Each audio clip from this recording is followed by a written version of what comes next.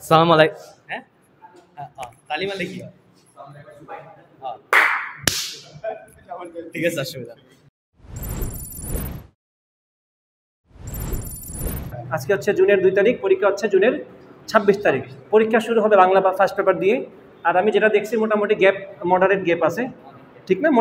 মোটামুটি সন্তোষজনক গ্যাপই আছে।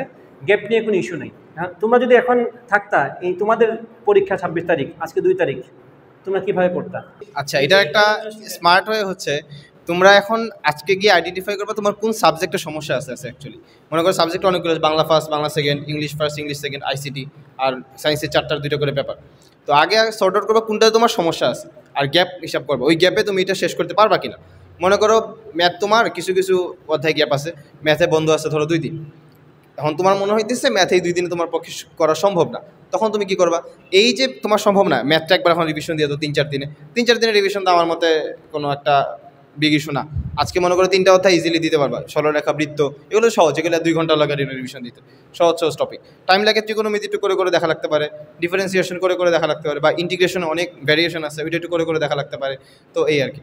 তো আজকে থেকে মনে করো 10 তারিখের ভিতরে, 26 তারিখ থেকে পরীক্ষা না, 26-এর 2 দিন আগে ধরো 24 তারিখ থেকে বাংলা পড়া স্টার্ট করবে। 24 তারিখ থেকে বাংলা পড়লা, তারপরে বাংলা সেকেন্ড, এরকম। যদি ধরো সেকেন্ড পেপারে কিছু সমস্যা আছে, ওইটা তুমি 24 তারিখে পড়ে রাখো বা 23 তারিখে পড়ে রাখো। এর আগ পর্যন্ত তুমি যেই সমস্যা, ওগুলো একবার করে রিভিশন দিয়ে দিবে। দেখো, রিভিশন দিলে একদিনে এক পেপার ইজিলি রিভিশন দেওয়া যায়, কারণ পরীক্ষার সময় তোমার দিতেই হবে, পরীক্ষার আগের দিন দিতেই হবে। তো দেখা যায় যে আমাদের ফার্স্ট পেপারে বেশি গ্যাপ থাকে, সেকেন্ড পেপারে কম। তো ফার্স্ট পেপারের সময় আগে বেশি দিন পড়ে ফেলবো, রুটিন আমি দেখিনি আসলে, আমি জানি না। তো এরকমই থাকে জেনারেলি।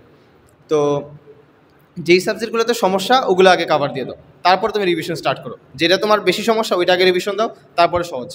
আর কিন্তু পরীক্ষার আগের সময় যেটা তুমি ভালো পারো, পরীক্ষার আগের যে গ্যাপটা থাকবে, ওই সময় রিভিশন স্ট্র্যাটেজি হবে যেটা তুমি সবচেয়ে ভালো পারো ওইটা আগে পড়বা, যেটা কম পারো ওইটা পরে পড়বা। কিন্তু এখনের স্ট্র্যাটেজি হবে উল্টা, যেটা তুমি কম পারো ওইটা এখন আগে পড়বা, যেটা ভালো পারো ওইটা তুমি পরে পড়বা। এতে কি হবে, তোমার যেটা পড়তেছো না ভালো, যেটা বেশি পারি এমনিতেই পারি, ওইটা যে আবার দেখতে দেখতে এনার্জি তোমার এখানেই লস হয়ে যাবে। তারপরে তুমি যখন যেটা পারো না ধরবা, তখন আবার পড়তে ইচ্ছা করবে না, ওই আবার না পারাটা না পারাই থেকে যাবে।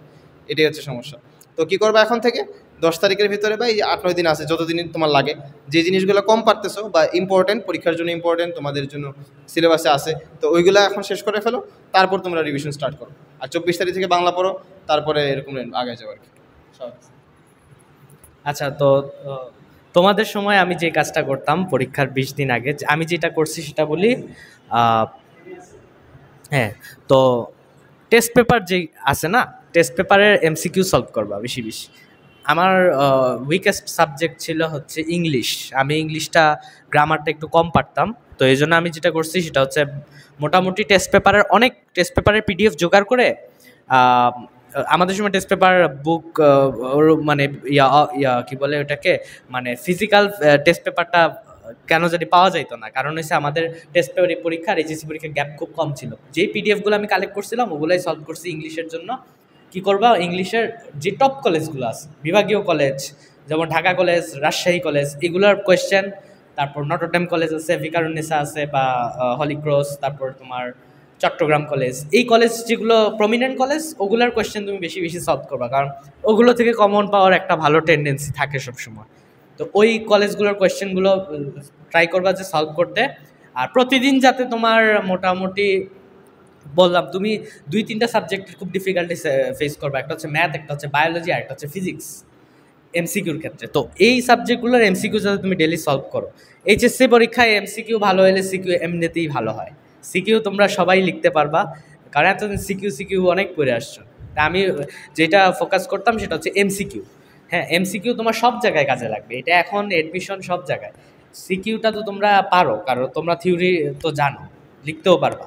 আর এইচএসসিতে মোটামুটি তোমার যদি কোনো কারণে ব্লান্ডার হয়ে থাকে, ম্যাক্সিমাম ক্ষেত্রে এমসিকিউতেই ব্লান্ডার হয়। তো এমসিকিউর জন্য তোমাকে একটু সিরিয়াসলি এই কয়দিন টেস্ট পেপার সলভ করবা, ঠিক আছে? তুমি তো সবই পারো এখন, জাস্ট দেখবা যে আমি কতটুকু এক্সিকিউট করতে পারতেছি। আমি যদি দেখি যে 25টার মধ্যে আমি 16-17টাও পারতেছি না, তার মানে এখন আমার এমসিকিউ সলভ করাই বন্ধ করে আমার থিওরি পড়তে হবে, কারণ আমি থিওরি পড়ি নাই, আমি এর জন্য পারতেছি না। বা তুমি যদি দেখো যে আমি 21-22টা পারতেছি, তাইলে আসলে তোমার থিওরি পড়ার এখন একটু কম পড়ে প্র্যাকটিসের দিকে বেশি গেলেই ভালো হবে। আর বললাম তো উইকেস্ট যে সাবজেক্টটা সেটা বেশি বেশি টেস্ট পেপার সলভ করতে হবে, হ্যাঁ। আর যে সাবজেক্ট খুব ভালো পারো, যেমন আমি এইচএসসির আগে আমি সবচেয়ে বেশি ভালো পারতাম হচ্ছে ম্যাথমেটিক্স আর কেমিস্ট্রি। সো আমি ম্যাথমেটিক্স আর কেমিস্ট্রি তেমন একটা পড়িও না এই কয়েকদিনে। বায়োলজি ভালোই পারতাম, সো বায়োলজিও কম পড়া হয়েছে। ফিজিক্সও মোটামুটি চলনসই ছিল, কিন্তু ফিজিক্স আমার একটা জিনিস খুব অসুবিধা করতো, সেটা হচ্ছে খ নাম্বার, সিকিউর খ যেগুলো, ফিজিক্সের সিকিউর খ খুব কঠিন আসে। তো ওই খগুলা গাইড বই বা যে কোনো বইয়ের পিছনে প্রিভিয়াস ইয়ারের খ যেগুলো আছে এগুলো একদম ভালো করে মুখস্থর মতো করবা, কারণ ওইটা তুমি বানায় লিখতেও পারবা না থিওরি ঠিকঠাক। আর ক নাম্বার আর ক খ ভালো লিখলে একজন টিচার আসলেই বুঝতে পারে যে না ও কিছু না কিছু জানে, যে অ্যাটলিস্ট থিওরি পড়ছে। আর এইচএসসিতে টিচাররা চায় যে তুমি ভালো থিওরি পারো, ভালো ম্যাথ পারো, সেটা কিন্তু চায় না। সো এই জিনিসগুলো খ নাম্বারগুলো এখনই শিখে ফেলতে হবে।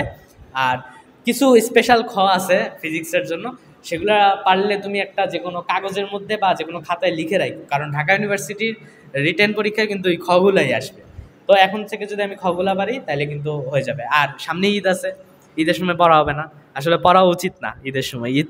ঈদের জন্য 3-4 দিন তুমি অফ রাখতেই পারো, অফ রাখবা না একদম, হয়তো দিনে ওই যে বললাম রাত হয়ে গেছে, 10টা বেজে গেছে, সারাদিন চিল করলাম, 2 ঘন্টা বাকি আছে, 2 ঘন্টা একটু এমসিকিউ সলভ করে দেখি কয়টা হয় আর কি। তো গাধার মতো পড়েও লাভ নাই, আবার বেশি পড়েও অতি উৎসাহী হয়ে পড়েও লাভ নাই। অতি উৎসাহী পড়লেও মারা খাবা, আর বেশি পড়লেও মারা খাবা, কম পড়লেও মারা খাবা, মডারেট পড়বে, ঠিক আছে? আসসালামু আলাইকুম। তোমাদের পরীক্ষার বেশি দিন নাই, খুব বেশি দিন নাই। কয়দিন বাকি আছে? হ্যাঁ, 23 দিন বাকি আছে। তো এই সময়টা কিন্তু খুবই স্পেশাল এবং প্রিপারেশনের জন্য খুবই ইম্পর্ট্যান্ট একটা সময়। তো হচ্ছে আমরা যেই জিনিসটা ফেস করে আসছি সেইটাই যাতে তোমরাও না করো, সেজন্য আমাদের পক্ষ থেকে ছোট্ট একটা গাইডলাইন তোমাদের জন্য। আমি এখন মেডিকেলে আছি, আরও হচ্ছে বুয়েটে আছি। আসসালামু আলাইকুম।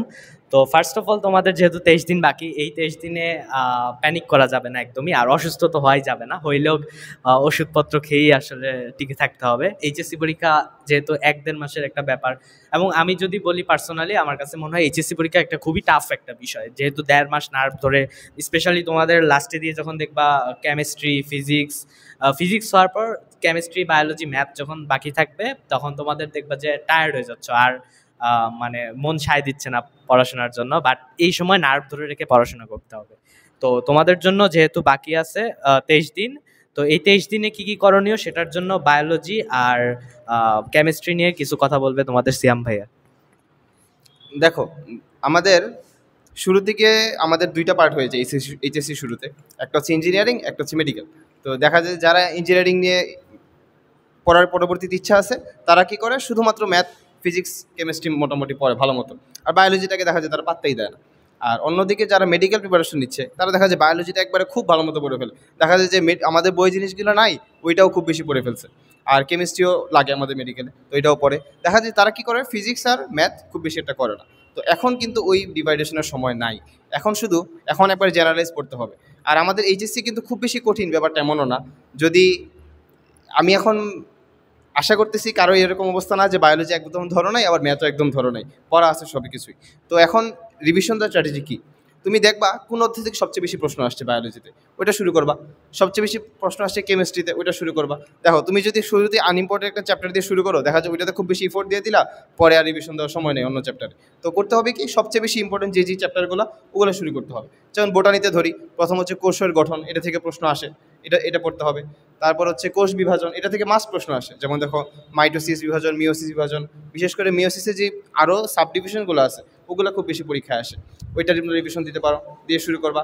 তারপর সবচেয়ে বেশি চেষ্টা করবা যেটা বায়োলজি চিত্র আঁকা, যেই জিনিসগুলো পয়েন্ট করে লেখা যায় ওগুলো পয়েন্ট করে লিখবা, যেগুলোতে চিত্র আছে মাস্ট চিত্র দিবা। কারণ আমরা ভুড়ি লিখে মনে করো বায়োলজিতে তুমি রচনা লিখে আসলা, বায়োলজিতে 3-4 পেজের একটা লিখে আসলা ঘ নাম্বারে, তাতে কোনো লাভ নাই।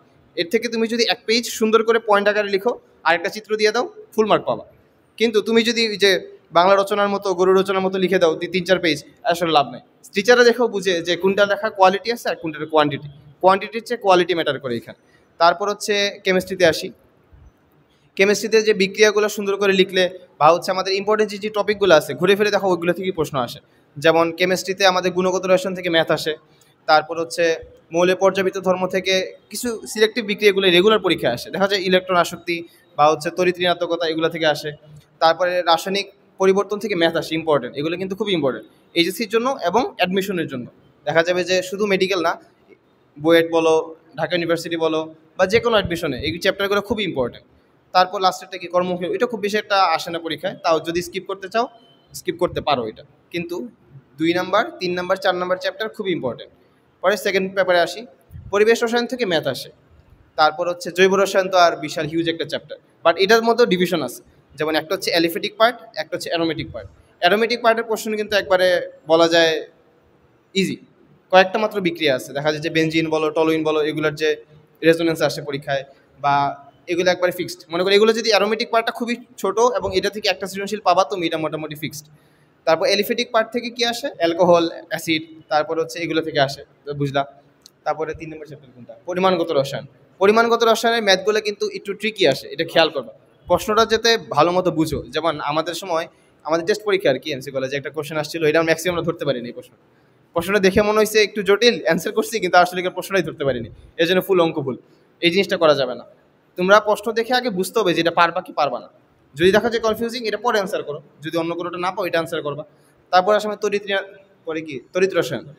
তড়িৎ রসায়নের চ্যাপ্টার কিন্তু ইজি, এটা ম্যাথগুলো ইজি, আর হচ্ছে কি বিক্রিয়া আসে না কিছু, ওগুলা পড়লেই হয়ে যায়, কয়েকটা টাইপের আন্ডারে ফালানো যায়। এই তো এরকম দেখে দেখে পড়লে দেখা যায় পড়া কিন্তু অনেক ছোট হয়ে যায়। আমাদের বইটা অনেক মোটা কিন্তু সিলেক্টিভ টপিক খুবই কম, ওগুলো যদি ভালো মতো পারো তারপরে তুমি এমসিকিউর জন্য পুরো বই পড়ে ফেলো। এই তো আমাদের বায়োলজি আর কেমিস্ট্রি মোটামুটি সর্ট আউট। এখন তোমাদের হচ্ছে ম্যাথ আর ফিজিক্স নিয়ে কিছু গাইডলাইন দিবে হচ্ছে সাবা। এখন তোমাদের সিয়াম ভাই যেহেতু বললেন কেমিস্ট্রি আর বায়োলজি নিয়ে, তো এইচএসসি পরীক্ষার জন্য ফিজিক্স আর ম্যাথ নিয়ে তেমন কিছু বলার নাই, কারণ তোমরা অনেক বছর 2 বছর ধরে তোমরা ফিজিক্স, কেমিস্ট্রি, ম্যাথ, বায়োলজি পড়াশোনা করতেছো। বা তোমাদের এইচএসসি পরীক্ষায় মূল চ্যালেঞ্জের একটা বড় অংশ হবে হচ্ছে গিয়ে বাংলা, ইংলিশ আর আইসিটি। আইসিটিতে তোমরা এমনিতেই মোটামুটি এ প্লাস পেয়ে যাবা। আইসিটি নিয়ে আমি ধরে রাখলাম তোমরা এ প্লাস পাবা, আনলেস তোমরা যদি একদমই না পারো তাইলে তো কিছু বলার নাই।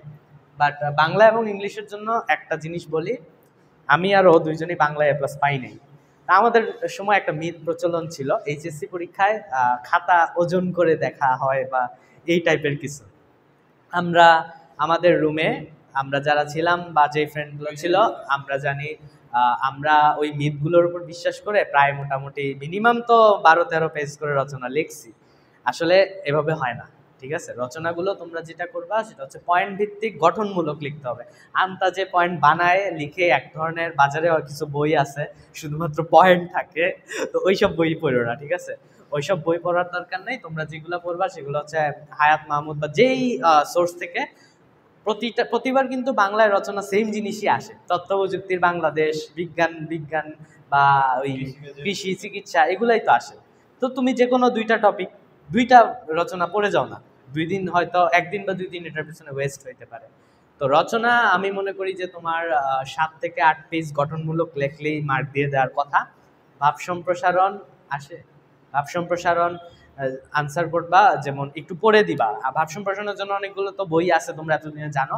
হুবহু একটা বই থেকে যা ট্রাই করবা যে মুখস্থ যাতে খাতার মধ্যে বসায় দেওয়া যায়, এটা করতে হবে। বানায় লেখা যাবে না, বানায় লিখতে তো হবে কিছু অংশ, বাট একদম ঢালাওভাবে বানায় আমরা লিখবো না। আমরা গঠনমূলক তথ্য নির্ভর জিনিসপাতি লিখবো, তাইলে আশা করি এ প্লাস পাওয়া যাবে। আর ওই রকম খাতা ওজন করে এইচএসসি পরীক্ষা খাতা দেখা হয় না, সো এই মিথটা ভুলে যাও এখন অনেক বেশি দরকার। এখানে আমি একটা কথা বলি, এটা হচ্ছে আমাদের কিন্তু অপশন থাকে বাংলা দ্বিতীয় পত্রে, যেমন বাংলায় সারমর্ম অথবা ভাব সম্প্রসারণ, এরকম না অপশনটা, এরকম থাকে সারাংশ অথবা ভাব সম্প্রসারণ। অনেকে আছে যাদের হাতের লেখা স্লো, মনে করো একটু আস্তে আস্তে লিখো, তাদের জন্য একটা ভালো অপশন হইতে পারে তোমরা ভাব সম্প্রসারণ না লিখে সারমর্ম লিখো। সারমর্ম লিখা কিন্তু কম, মাত্র আধা পেজ লিখলে হয়। আবার একটা জিনিস মনে রাখবা, সারমর্ম জিনিস কি, কোনো একটা কিছু সামারাইজ করা, আর ভাব সম্প্রসারণ কি, এটা কোনো একটা কিছু ডিসক্রাইব করা। তো দুইটা পুরা বিপরীত না। ভাব সম্প্রসারণ আমরা 2 পেজ স্ট্যান্ডার্ড, কিন্তু সারাংশ সারমর্ম কখনোই যেন আধা পেজের বেশি না যায়। এখন তোমার লেখা খুব বড় বড়, খুব বেশি 1 পেজ যাইতে পারে, কিন্তু এর বেশি যাতে না যায়, এর বেশি গেলে কিন্তু মার্ক কাটা। আর সারাংশ লেখার একটা স্ট্যান্ডার্ড ডেফিনেশন আছে, এটা হচ্ছে যাতে কোন যেই জিনিসটা সারমর্ম লিখতে দিছে ওইটার 1/3 হইতে হবে, কি 1/3 ভিতরে শেষ করতে হবে।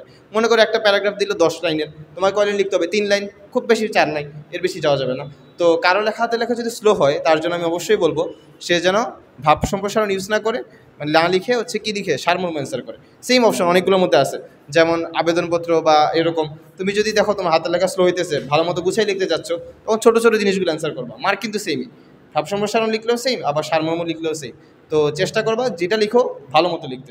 সারাংশ সারমর্ম কমন যেগুলোই আসে, মনে করো কবিতা থেকে আসে, কমন কমন কবিতা, এগুলো গাইডে দেওয়া আছে সুন্দর করে, জাস্ট ওগুলো কয়েকটা লাইন 3-4 লাইন এগুলো মুখস্থ করতে পারবে না, সহজ। অথবা ভাব সম্প্রসারণ ওইটা একটু বড় বড়, তো যদি যেটা লিখবা সলিড লিখতে হবে, কারণ এগুলো কিন্তু লেখা চেক করে। টিচার 2 লাইন পড়লেই বুঝবে তুমি ভিতরে কী লিখছো।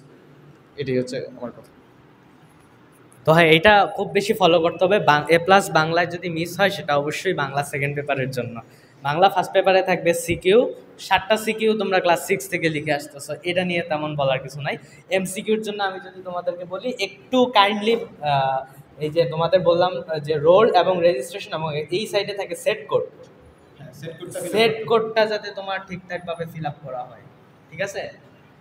তো তুমি যদি মনে করো যে পরীক্ষার হলে আমি সেট কোড ভুল ফিল আপ করছি, অবশ্যই রুমে যেই থাকবে তাকে অবশ্যই, কারণ তোমার 4টা সেটের কিন্তু 4 রকম অ্যান্সার।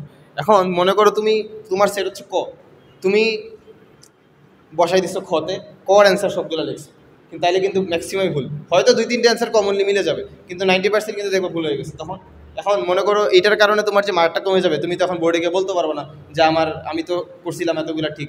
ব্যাপারটা এরকম না, এই জিনিসটা খুবই কেয়ারফুল। আমাদের অনেকে দেখো রোল নাম্বার লিখতে ভুল হইতে পারে, হইতেই পারে, ভুল আসলে মানুষ মাত্রই ভুল, আমারও ভুল হইতে পারে, তোমারও হইতে পারে, কিন্তু হইলে যে গার্ড থাকবে ওনাকে অবশ্যই জানাতে হবে, কারণ ওনারা মার্ক করে রাখে যে এই খাতাটা ভুল আছে, তখন দেখার সময় এই জিনিসটা ওনারা চেক করিয়ে দেয়। এখন যদি তুমি ভুল করে লজ্জা পাও যে আমি বলবো না, স্যার কি বলবে, তাইলে আর তোমার আসলে পড়াশোনা করার দরকার নেই, ঠিক আছে?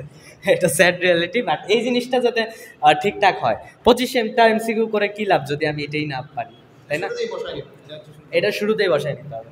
আচ্ছা, এখানে তোমার একটা ছোট টেকনিক বলি, যে তোমার এখানে মোটামুটি 2টা ঘর কাটা থাকে, এখানে হয়তো 25টা 50টা এরকম থাকে, তোমার তো আনসার করতে হবে 25টা। ফিজিক্স কেমিস্ট্রি ম্যাথ বায়োলজির জন্য তোমার এখানেই শেষ, আর বাংলার জন্য তোমার এখানে একটু আসতে হবে আর কি, ICT তো সেই।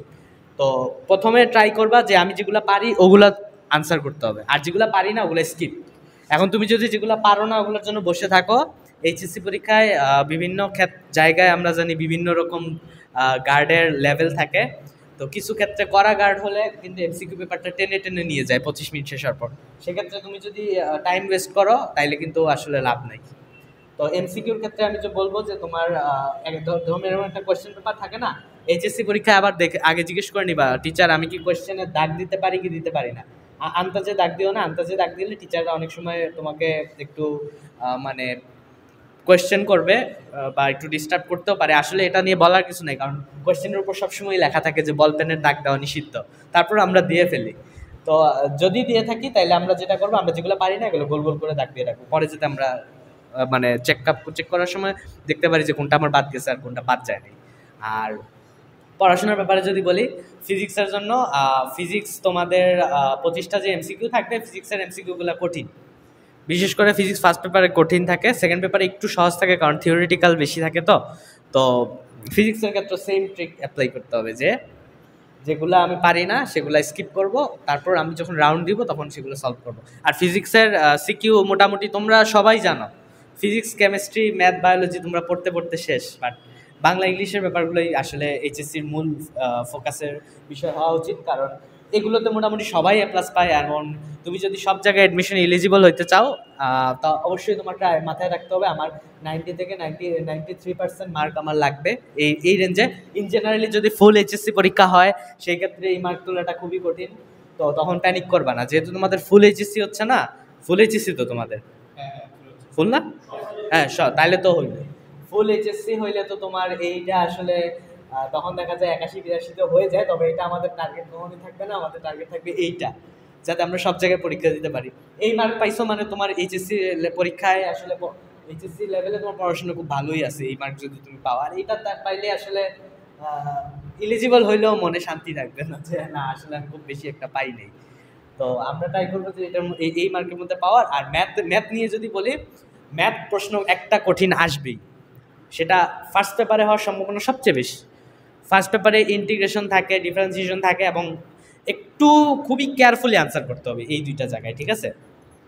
ত্রিকোণমিতি তোমাদের তো মনে হয় দুইটা পার্ট থাকে, একটা হচ্ছে ত্রিকোণমিতি এবং ক্যালকুলাস, আর একটা হচ্ছে অ্যালজেব্রা বা সরলরেখা, যেটা এই টাইপের সরলরেখা বৃত্ততিক। প্রথম পার্টটা সবাই পারে, সেকেন্ড পার্টটা একটু আটকায় যায়।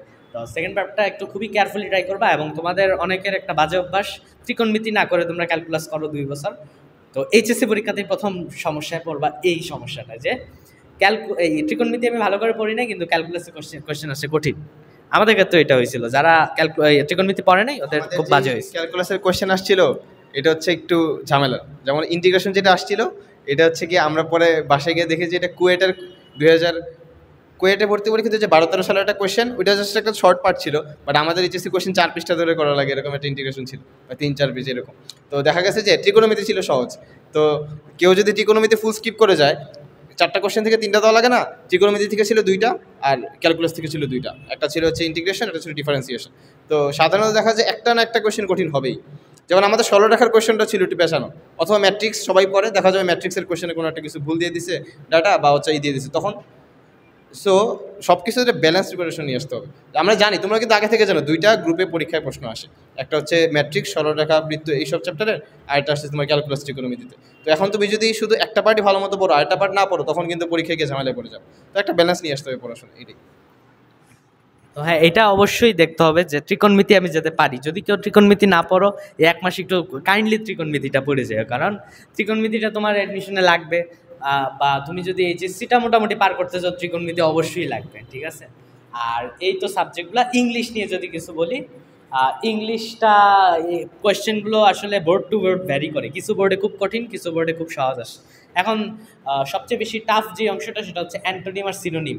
অ্যান্টোনিম সিনোনিম আসলে তো এটার জন্য কি করার, আমার সাজেশন হইলো যে আমি যেটা করছিলাম সেটা হচ্ছে অ্যান্টোনিম সিনোনিমের বোর্ড কোয়েশ্চেন 2015 থেকে 2024 যা আসছে সবগুলো একদম একটা পেজে নিয়ে লিখে ফেলবা, 2-3 পেজ মুখস্থ করে ফেলবা, এবং এইটা 1 মাস খালি রিভিশন দিতে থাকবা, যাতে প্রত্যেক এইখান থেকে কমন পড়বে মিনিমাম হলো 3 থেকে 4টা বা 5টা, আনসার করতে হয় সম্ভবত 10টা বা 12টা, 10টা। 4-5টা পেরে গেলে তো আসলে ওই 4-5টা আমার না পারলেও হচ্ছে। তো আমরা বোর্ড কোয়েশ্চেন যদি না পড়ে যাই, আর তাইলে আর লাভ নেই। এটা ভালো কথা একটা মনে করছে। তো মনে করো তোমার একটা টপিক বা একটা চ্যাপ্টার তোমার একবারে পড়া হয় নাই, এখন এইচএসসি যাওয়ার আগে তো কিছু না কিছু তো পড়ে যেতে হবে। তো সবচেয়ে স্মার্ট ওয়ে হচ্ছে, তুমি মনে করো কোনো একটা অর্থে একবারে ধরোই নাই, অথবা ধরছো কিন্তু একবারে পারো না তেমন কিছু, তো করবা কি, জাস্ট ওই চ্যাপ্টারের বা ওই সাবজেক্ট বা ওইটার বোর্ড কোয়েশ্চেনগুলো পড়ে ফেলো। বোর্ড কোয়েশ্চেন কিন্তু সহজ আসে। আর বোর্ড কোয়েশ্চেন তুমি যদি কয়েকটা দেখো, দেখবা যে একই জিনিস বারবার ঘুরে বেঁচে আসতেছে, হয়তো 21 সালে আসলো, ওইটা আবার 23 সালে আসলো, টপিক সেমই, কোয়েশ্চেনটা ধরো এইখানে একটা দিল, ওইখানে আরেকটা দিল, ব্যাপারটা এরকমই হয়। তো কোনো চ্যাপ্টার বা কোনো সাবজেক্ট বা যে কোনো কিছুর ক্ষেত্রে যদি একটা কিছু একবারে নাই পারো, অথবা সামান্য কিছু পারো, ওইটা জাস্ট এই কয়েকদিনে বোর্ড কোয়েশ্চেনগুলো করে ফেলো, তাহলে দেখবা 90% প্রিপারেশন বোর্ডের জন্য তোমার হয়ে গেছে। আর বোর্ড কোয়েশ্চেন আমরা মানে জানি না আমাদের সাইকোলজি এরকম কেন, আমরা বোর্ড পরীক্ষা আর অ্যাডমিশন পরীক্ষাকে একটা বিশাল ফারাক ধরে ফেলি, কিন্তু কেউ যদি বোর্ড পরীক্ষা খুব ভালো মতো দেয়, তার জন্য অ্যাডমিশন আসলে এমনি 90% প্রিপারেশন তার হয়ে যায়। দেখো বোর্ড কোয়েশ্চেন এগুলোই কিন্তু অ্যাডমিশনে আসে, একটু টাইম কম থাকে, বা ডিফিকাল্টি লেভেল ওইখানে 50 থাকলে এখানে 80 থাকে, একটু ডিফারেন্স হয়, খুব বেশি যে ভ্যারি করে ব্যাপারটা এমন না। তুমি এইচএসসি প্রিপারেশনে, মেডিকেল অ্যাডমিশনে বসো, তুমি 60টা কোয়েশ্চেন পারা তোমার জন্য ইজি, আসলে ইজি। বাকি 40টার জন্য তোমার পড়া লাগে, যেমন ইংলিশ, জিকে, এগুলো তেমন আমাদের সিলেবাস থাকে না, কিন্তু বায়োলজি বলো, এগুলো এইচএসসি জিনিসই মেডিকেলে আসে, 2-3 জিনিস হয়তো এক্সট্রা, বা ফিজিক্স বলো, কেমিস্ট্রি বলো, একবারে হুবহু এইচএসসিতে যে জিনিসগুলো করে গেছো এগুলোই মেডিকেল অ্যাডমিশনে আসে, বা তোমার হচ্ছে গিয়ে ডিউতে আসে, এরকম ধরো একবারে যে আসমান থেকে প্রশ্ন নিয়ে আসে অ্যাডমিশনের ব্যাপারটা এরকম না, সিলেবাস তো এইচএসসি, তাই না? তো এটাই। আচ্ছা, মোটামুটি সবগুলো সাবজেক্ট কভার করা হয়ে গেছে। আইসিটি তোমরা আমি লিখে দিচ্ছি A+, অবশ্যই A+ পাওয়া উচিত, কারণ এটা সবচেয়ে ইজিয়েস্ট একটা এক্সাম। 25 মিনিট সময়, 25টা এমসিকিউ, আর মোটামুটি ফিজিক্স, কেমিস্ট্রি, ম্যাথের মতোই থাকে, রিটেন আছে। তো ট্রাই করবা যে তোমাদের বা আমরা যেটা শুনতাম যে কোড আনসার করলে মনে হয় বেশি মার্ক পাওয়া যায়, আসলে এইচএসসিতে এরকম কাজ করে না। তো ট্রাই করবা যে নেটওয়ার্কিং না, যে কি জানি চ্যাপ্টার 3 আছে না, নাম্বার সিস্টেম থেকে 2টা সিকিউ যদি তুমি করে আনসার করে ফেলতে পারো, আর একটা আছে সি প্রোগ্রামিং, সেটা সম্ভবত 5 নাম্বার চ্যাপ্টার, ওখান থেকে একটা দিবা, HTML থেকে একটা দিবা, হ্যাঁ 4 নাম্বার HTML থেকে একটা দিয়ে দিও, হ্যাঁ। বা ট্রাই করো এখান থেকে যদি পারো 3টাই দিতে। এই চ্যাপ্টারটা আসলে এইচএসসি লেভেলে সবাই, বা টিচার থেকে শুরু করে ছাত্র সবাই এটাই পারে। হ্যাঁ হ্যাঁ, এটা আনসার করলে স্যাররা মার্ক দেয়। অনেক মানে মানুষজন নিজের ট্যালেন্টটা প্রকাশ করার জন্য এইখান থেকে আনসার করার ট্রাই করে সবগুলা। আমি নিজে করছিলাম, আমার মার্ক তুলনামূলক অন্যদের থেকে কমই আসছে এই জিনিসটা, ঠিক আছে? এটা করো না এইচএসসিতে আর 1 আর 2 আছে না, আচ্ছা এইখান থেকে ট্রাই করবে যে একটা বা দুইটা আনসার করে ফেলতে। আমি জাস্ট বলার জন্য বললাম, আবার তোমরা যদি কমফোর্টেবল হও তাহলে তোমাদের মতো করো, আমরা জাস্ট আমাদের এক্সপিরিয়েন্সটা বললাম। সি প্রোগ্রামিং করে না, তো এই জন্য বলতেছি এইচটিএমএল যদি পারো, মনে করো সি প্রোগ্রামিং একবারে পড়াই হয় নাই, জাস্ট বোর্ড কোশ্চেনের কমন 2-3টা কোড পড়ে ফেলবা, আসলে আসলো না আসলে নাই। কিন্তু এটা ছাড়াও বাকি অ্যান্সার করা যায়, যে প্রথম অধ্যায় দ্বিতীয় অধ্যায় মিলে একটা থাকবে ফিক্সড, 3 নম্বর চ্যাপ্টারে 2টা বা 3টা থাকবে, এটা মোটামুটি ফিক্সড। এইচটিএমএল থেকে তুমি একটা পাবা, সি প্রোগ্রামিং থেকেও একটা পাবা। তো নাম্বার সিস্টেম থেকে 2টা গেল, এইচটিএমএল অনেক সহজ, এইচটিএমএল থেকে একটা গেল 3টা, আর একটা মনে করো র্যান্ডম আর 2টা তুমি মিলে ফেলতে পারবে এমনি, এটা কোনো প্যারা নেই। হ্যাঁ, তো আইসিটির ক্ষেত্রে তোমরা আসলে এই জিনিসটা মাথায় রেখো, বাট তোমরা তোমাদের মতো এক্সাম দিও, আমাদের কথা যে বা অ্যাকসেপ্ট করতে হবে বা মানতে হবে এমন তো না।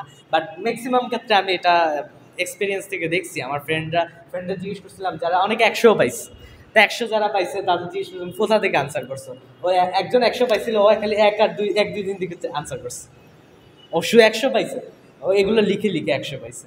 তো এই জিনিসটা আসলে ভ্যারি করে অনেক কিছু। বোর্ড পরীক্ষার স্ট্র্যাটেজি তুমি বুঝবা না আনলেস তুমি রেজাল্ট যেদিন পাবলিশ হয় ওই দিন পর্যন্ত দেখবা যে খুব ভালো প্রিপারেশন মার্ক অনেক কম, আবার খুব কম প্রিপারেশন মার্ক অনেক বেশি, এরকম হয়। মনে করো আমি আরও সেম জিনিস লিখলাম, আমি পাইছি 80, ও পাইছে 95, কিন্তু লেখা কিন্তু সেম। এটা হচ্ছে টিচারের উপর নির্ভর করে অনেকটা আর কি। তবে এটা যদি খুব বেশি ভ্যারি করে এমন না, তুমি ভালো লিখলে অবশ্যই ভালো মার্ক পাবা। আর টিচাররা কখনোই চাবে না বোর্ড পরীক্ষা ইচ্ছা করে মানে মোটামুটি ভালো মার্ক স্ট্যান্ডার্ড মার্কই দেওয়া হয়, এই নিয়ে এখন ভয় পাওয়ার আসলে কিছু নাই। তো এইভাবে আগায় যাও যেভাবে চলতেছে, কোনো বেশি গ্যাপ থাকলে ওই গ্যাপটা কভার করার চেষ্টা করো, এই আর কি। তো এই জিনিসটা ফলো করা ট্রাই করো। আর সবচেয়ে বেশি হলো খুবই টায়ারিং, একটা মাস তোমার মোটামুটি খুব যাবে। আর তোমরা তো এখন ফেসবুকে দেখো কখন কি হচ্ছে, বা পরীক্ষার সময় ফেসবুক ডিঅ্যাক্টিভেট করার পক্ষে আমি না। আমরা প্রতিদিন এইচএসসি পরীক্ষা একটা দিব, একটা মিম ভাইরাল হয়। আমাদের সময় প্রথম আছে কুমিল্লা বোর্ডে একটা ভাইরাল হচ্ছে, ডিম পারে হাসে খায় বাগদাসে, ওই গানটা ভাইরাল হয়েছিল। মানে প্রতিদিন একটা না একটা ঘটনা। পরের দিন ইংলিশে মেসিকে নিয়ে লিখছে, রোনালদো ফ্যানরা ওইটা নিয়ে রাগ করছে। তো এরকম মজার ঘটনা ঘটে এইচএসসি পরীক্ষার জন্য, যাতে তুমি টায়ার্ড না হও, এই মানসিকভাবে যাতে মানে একটু ভালো থাকো, সেই জন্য ফেসবুকটা চালু রাখতে পারো। প্রতিদিন এক্সাম দিয়ে এসে দেখবে একটা মিম ভাইরাল হয়েছে, খুব মজার, যদি ফেসবুক আর পড়াশোনা মিলায় করতে পারো আর কি। সারাদিন ঘাইটো না, ওই মিমগুলো দেখবা, কোয়েশ্চেন থেকে অনেক মিম বের হয়ে যায় প্রতিদিন। হ্যাঁ, তো আর এখন তো মিম আরও বেশি বাইর হয়, আমাদের সময় তো ততটা বাইর হতো না, যা বের হইতো ওইটাই অনেক। তো এইসব জিনিস ট্রাই করবা ফলো করার। আর এডমিশন নিয়ে এখন বেশি লাফালাফি করার দরকার নেই, এডমিশনের বইপত্র একদম উঠাই ফেল। অ্যাডমিশনের নিয়ে এখন কোনো চিন্তা করার দরকার নেই। এইচএসসি যদি A+ না পাও, অ্যাডমিশন তোমার এমনি কোনো লাভ নেই। সো এখন ফুল ফোকাস অন এইচএসসি যাতে ভালো হয় এবং ভালো মার্ক নিয়ে আসতে পারো। তুমি মেডিকেল ইঞ্জিনিয়ারিং যেই টার্গেটে থাকুক না কেন, তোমার এখন টার্গেট হচ্ছে এইচএসসিতে ভালো মার্ক পাওয়া, 90% রাখা, এটা হচ্ছে কথা। আর যত পারো তত প্র্যাকটিস, তত লাভ, ঠিক আছে? একদম একটা টেকনিক শিখাই দিতে পারি 1 মাসের জন্য, সেটা সব ক্ষেত্রে কাজে দিবে, সব পরীক্ষার জন্য। তুমি যদি মনে করো মাল্টিপল জায়গায় চান্স পাইতে চাও, তোমার অবশ্যই এই কাজটা করতে হবে। তোমার টার্গেটের জায়গায় চান্স পাইতে হলেও ওই কাজটা করতে হবে, এটা করতেই হবে। সেটা হচ্ছে যেহেতু তোমার এই পার্টটা হচ্ছে যাদের প্রিপারেশন খুবই ভালো এইচএসসির জন্য, হ্যাঁ, মনে করতেছে অ্যাডমিশনে আমার ভালোই টার্গেট থাকতেছে, তাইলে তোমাদের জন্য এই টেকনিক, ঠিক আছে?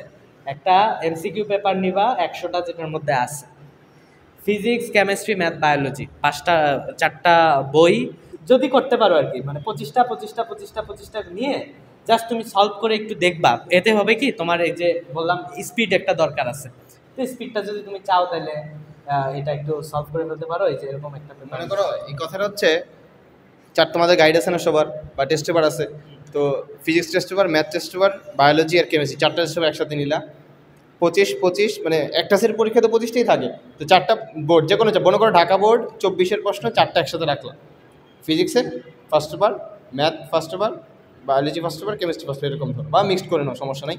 তো করবা কি, 4টা কোয়েশ্চেন তুমি একসাথে সলভ করবা 1 ঘন্টা টাইম ধরে, 25 মিনিট করে, কত হয় 100টা কোয়েশ্চেন হয়, 100টা কোয়েশ্চেন তুমি 60 মিনিটে সলভ করে দিচ্ছ, 60 মিনিট হয়তো পারবা না, 70 মিনিট লাগুক, এর বেশি যাতে ক্রস না হয়। এতে কেউ 2টা লাভ হবে, এক হচ্ছে অ্যাডমিশনে কিন্তু মিক্সড কোয়েশ্চেন আসে, শুধু তোমার ম্যাথ পরীক্ষা একদিনে দিবা না, বা শুধু বায়োলজি তুমি একদিনে দিবা না, তোমার হচ্ছে কি এক পরীক্ষার মধ্যে ফিজিক্স, কেমিস্ট্রি, ম্যাথ, বায়োলজি থাকবে, তো এটারও প্র্যাকটিস হবে, পাশাপাশি টাইমেরও প্র্যাকটিস হবে, পাশাপাশি তোমার এইচএসসিরও প্র্যাকটিস হবে। কোয়েশ্চেন তুমি বোর্ড কোয়েশ্চেনই করতেছো, কোয়েশ্চেন তুমি প্র্যাকটিস করতেছো হচ্ছে গিয়ে টাইম ধরে প্র্যাকটিস করতেছো। তোমার কী হইলো, একসাথে টাইমে প্র্যাকটিস হইলো, একসাথে কম্বিনেশনে পরীক্ষা ধরে একটা প্র্যাকটিস হইলো, সাথে সাথে তোমার আর কি হইলো টাইম আর কম্বিনেশন একই তো, আর সাথে সাথে তোমার এইচএসসি রিভার্সন হয়ে গেলো, যেহেতু তুমি বোর্ড কোয়েশ্চেনই সলভ করতেছো। দরকার নেই অ্যাডমিশনের প্রশ্ন এখন দরকার নেই, বোর্ড কোয়েশ্চেনই টাইম ধরে সলভ করো একসাথে, সব একসাথে হয়ে যাবে, অল ইন ওয়ান টাইপ আর কি। আর এখানে তো তাও আমরা প্রতিষ্ঠা বলছি, এমবিবিএস পরীক্ষা একদম সব মিক্সড। এই সুবিধাটা, এই যে আমি এটা বললাম, এটা শুধু ঢাকা ইউনিভার্সিটির পরীক্ষা এরকম কোশ্চেন আসে।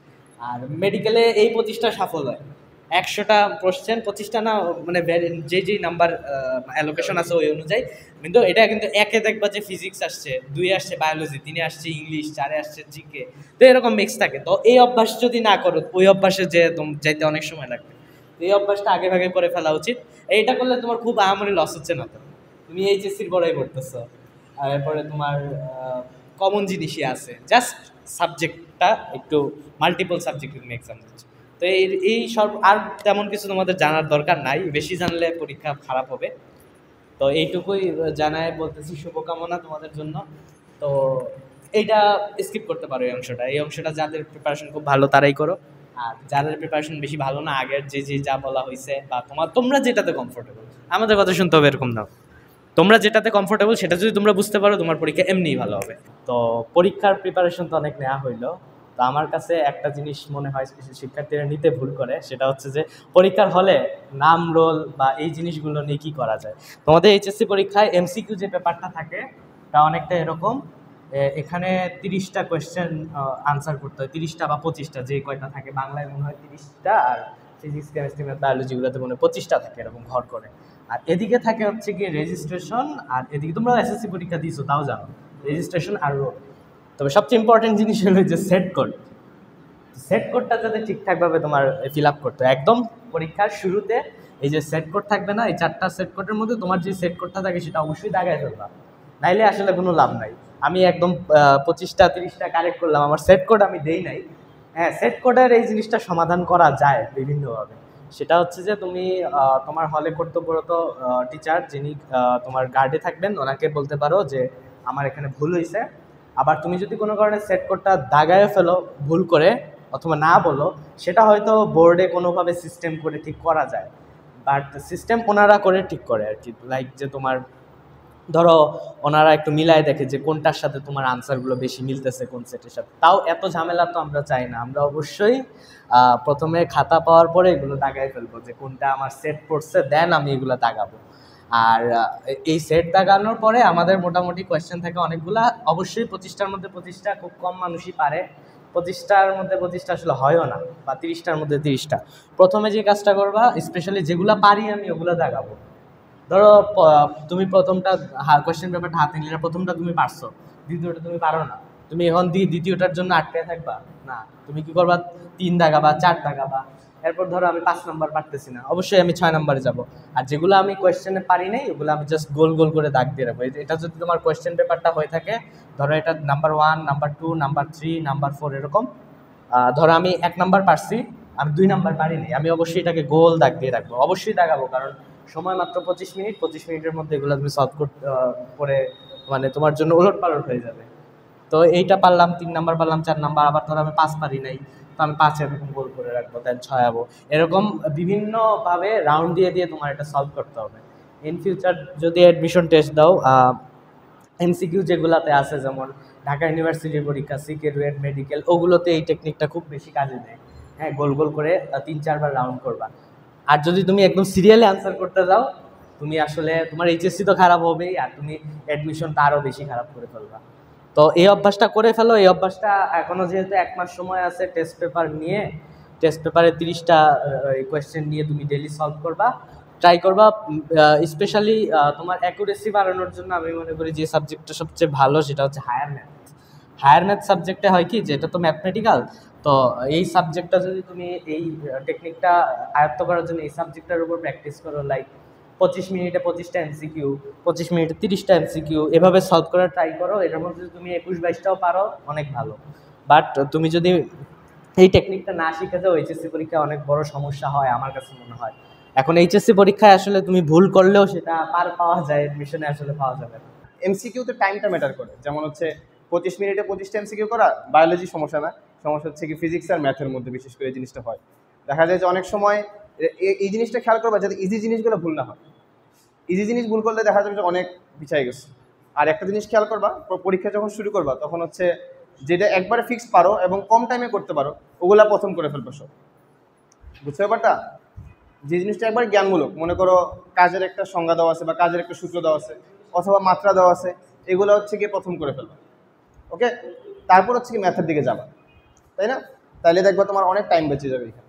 মনে করো যে অনেকগুলো জ্ঞানমূলক প্রশ্ন আসে না, নিচের কোনটি হচ্ছে গিয়ে এরকম প্রশ্ন যেগুলো, ওগুলো একবার প্রথম করে ফেলবা, তারপরে যাবো ম্যাথে, বড় বড় ম্যাথগুলোতে। আর উদ্দীপক ওয়ালা যেগুলো ম্যাথগুলো ওগুলো তো পরে করবো, তাইলে দেখবে ইজিলি মিলে গেছে। আমার একটা কথা বলি, আমি হচ্ছে গিয়ে ফিজিক্স ফার্স্ট পেপার আমাদের এমসিকিউতে আমি হুট করে ব্ল্যাঙ্ক আউট হয়ে গেছিলাম পরীক্ষার হলে।